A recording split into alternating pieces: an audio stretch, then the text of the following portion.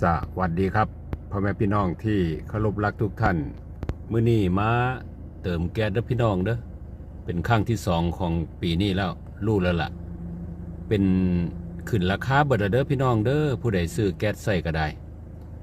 ผู้มาซื้อพ่อค้าคนกลางนี่ก็เจอราคาใหม่แล้วพี่น้องแต่บ่ทันได้เว้าสู่พี่สู่น้องฟังมื้อนี้ก็สิเว้าเถอะอันนี้ก็คือใบเสร็จที่ผมมาซื้อเนาะพี่น้องเนาะก็เอาเป็นว่าจังซี่ละก็แพมๆให้เบิ่งนิดนึงแพมๆให้เบิ่งนิดนึงมันเป็นราคาใหม่เบิดแล้วพี่น้องผมก็เลยถามมันไปว่าบ่เห็นรัฐบาลมีข่าวว่าสิปรับราคาถามพนักงานเพิ่นเนาะเพิ่นก็บอกว่าพี่อัน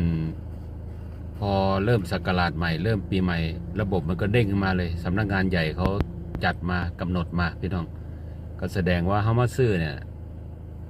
เพิ่นบ่ได้กำหนดเองสำนักงานใหญ่กำหนดมาคือครบรอบปีกับปรับราคาก็เป็นจังซี่คุปีแล้วพี่น้องก็เลยเว้าสู่พี่สู่น้องฟังว่าผู้ใดไปซื้อแก๊สก็เตรียมเงินเพิ่มขึ้นเด้อ อย่างน้อยก็10 บาท20 บาทอ่ะถัง4 กิโลขึ้นเท่านี้ถัง7 กิโลขึ้นเท่านี้ถัง15 กิโลขึ้นเท่านี้แล้วก็เบิ่งว่าเจ้าของใส่ถังขนาดใดเตรียมไปโลดบ่ต่ำกว่า20 บาทอ่ะพี่น้องเพิ่นปรับราคาใหม่แล้วผู้เฮา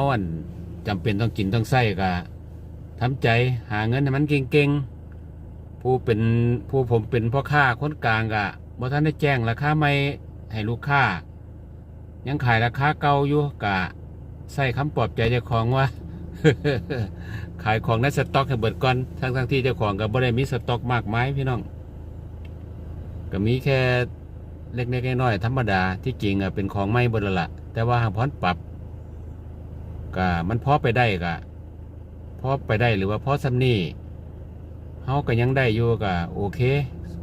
แล้วก็เบิ่งกระแสของคู่แข่งนำผู้ที่ขายแก๊สคือกันนะว่าเพิ่นขึ้นหลายบันไดเฮาก็จังค่อยตามเพิ่นไปแต่ว่าโรงงานมาอัดมาเติมหม่องเดียวกันนั่นล่ะรู้แล้วล่ะว่ามันเป็นราคาใหม่รู้แล้วว่ามันเป็นราคาใหม่ก็เลยเว้าสู่พี่สู่น้องฟังจากสั่นเด้อพี่น้องเด้อไปซื้อแก๊สกะบ่แม่นราคาเก่าแล้วเด้อเตรียมเงินเพิ่มไปอย่างน้อยก็20 บาทขึ้นขอบคุณหลายๆที่เบิ่งขอบคุณหลายๆที่กดไลค์กดแชร์ขอบคุณหลายที่กดติดตาม